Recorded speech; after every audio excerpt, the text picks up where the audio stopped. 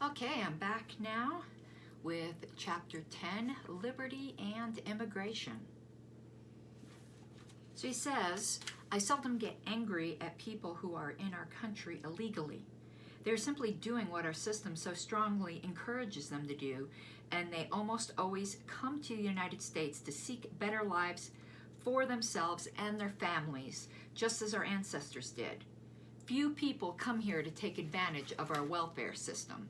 Unlike, what most people think. They're here for opportunity. They're not here for handouts. They come here to work, and they mostly work hard. Instead, I reserve my anger for the so-called immigration system.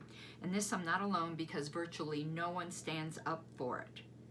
I think he means stands up to it, wouldn't it? The irony is that it would not be at all difficult to install a program that would work, but seemingly neither the Republicans nor the Democrats want this to happen.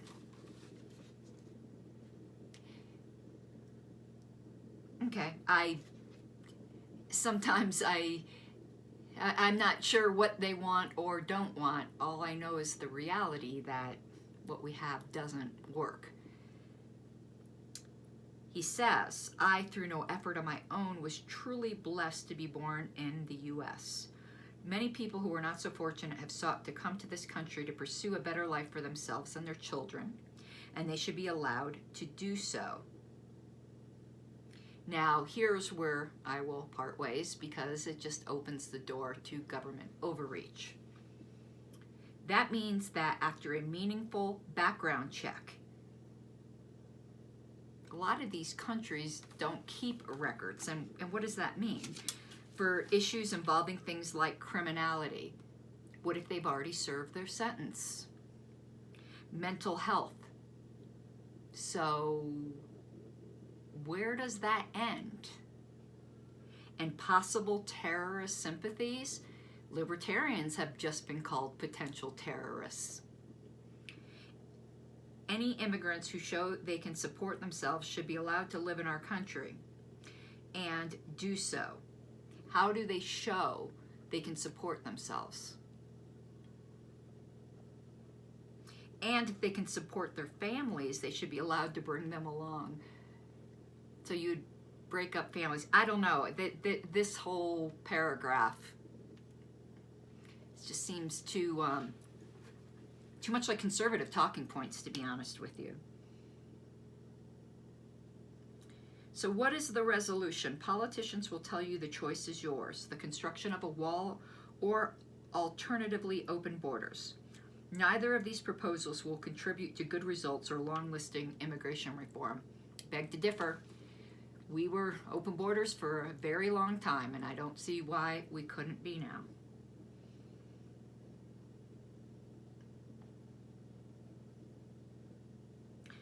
So he says, when you think about it, most issues lend themselves to a similar risk and benefit analysis as symbolized by the "it depends" answer. That even includes issues about our country's security. For example, should our government be able to wiretap telephone conversations between people here in countries like Libya, Pakistan, and Iran? The answer is, he says altogether now, it depends. No, it doesn't. It doesn't depend. You don't get to wiretap unless you have proof, or enough proof to get a warrant to do that. What is the threat to our security, and how immediate is the threat? What are the opportunities for the government agents to seek and obtain a judicial warrant? I don't care. They should always get a warrant. What do our Constitution and judicial precedents say about this situation? Our judicial precedents suck. In other words, what are the risks and benefits both regarding our security and regarding our precious liberties? You don't balance those two. Liberty is always paramount.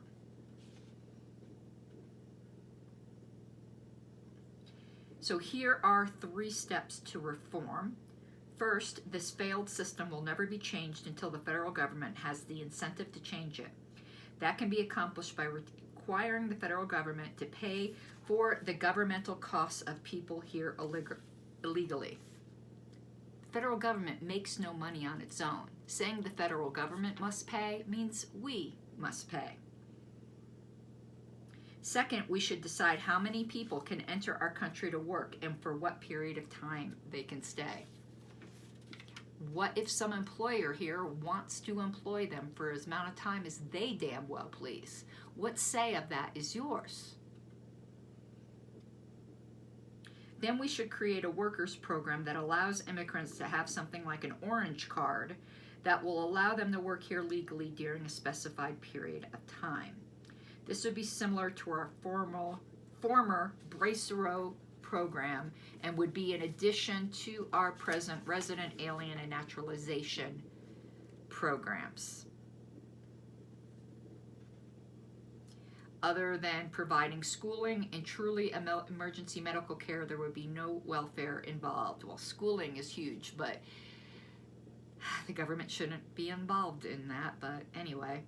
And since they would be here legally, they would be able to live a normal life, obtain driver's license, get automobile insurance, pay their taxes, and go back and forth across our borders just like we citizens can. Well, not exactly like we citizens can. Papers, please. The third important component of this new program would be to use strict sanctions against all employers who in any way hire workers who are not documented.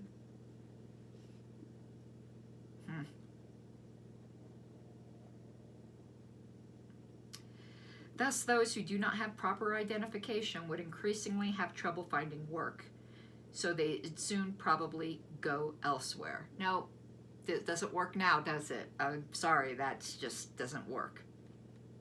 Where today many ruffians prey upon people illegally because they can't call the police and protect themselves, this system would enable them to bring those predators to justice without fear of deportation. And so would open borders, and there wouldn't be any need for predators.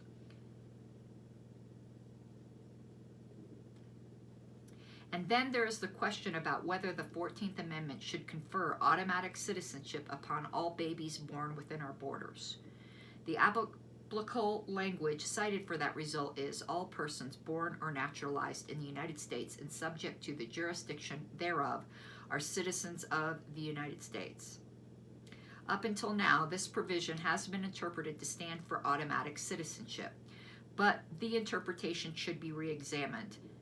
As you will recall from your history classes, my history classes didn't teach me shit, the 14th Amendment was passed in July of 1868, after the Civil War had ended, and it was intended to confer citizenship upon former slaves. But the framers of the amendment could not stop with the words all persons because when the Constitution was ratified, slaves were officially recognized only to be 3/5 of a person. Thus, additional language was needed to address those former slaves. But when the Civil War had ended, they were no longer slaves, so they weren't 3/5 of a person. That argument doesn't make any sense.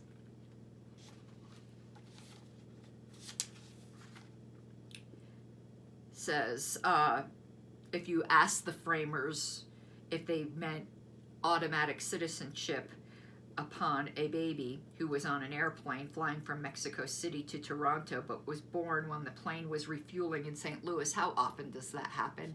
And framers had no inkling of air travel. It's almost like when the liberals say, well, would you think the framers would think you should be able to have a tank?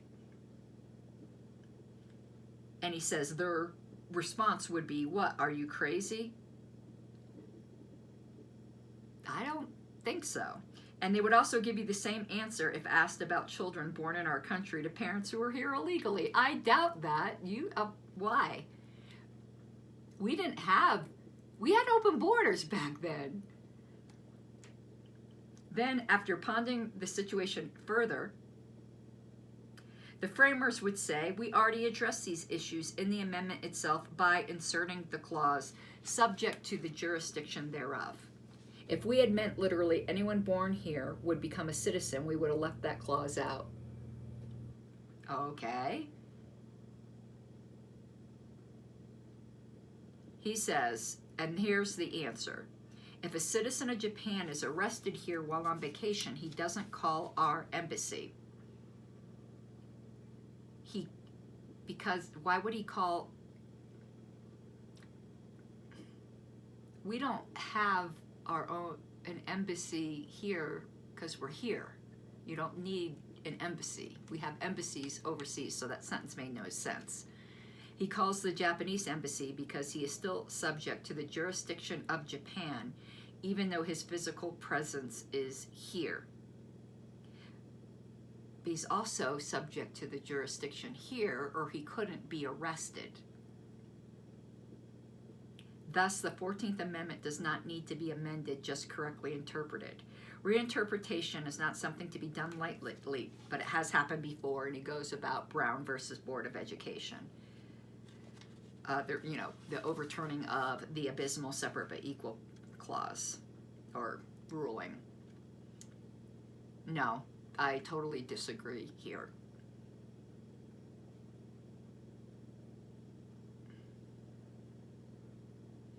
I wonder if there is any writings from earlier in our history on that clause.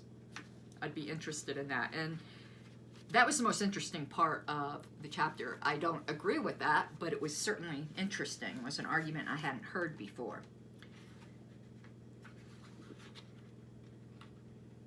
And I would like to research that further, actually. Might want to raise that question in a podcast. So, coming up next is Chapter 11, Liberty and Religion. And after that, Liberty and the War on Drugs. And then we'll start on the next book. And perhaps a few other things. Who knows? Bye-bye.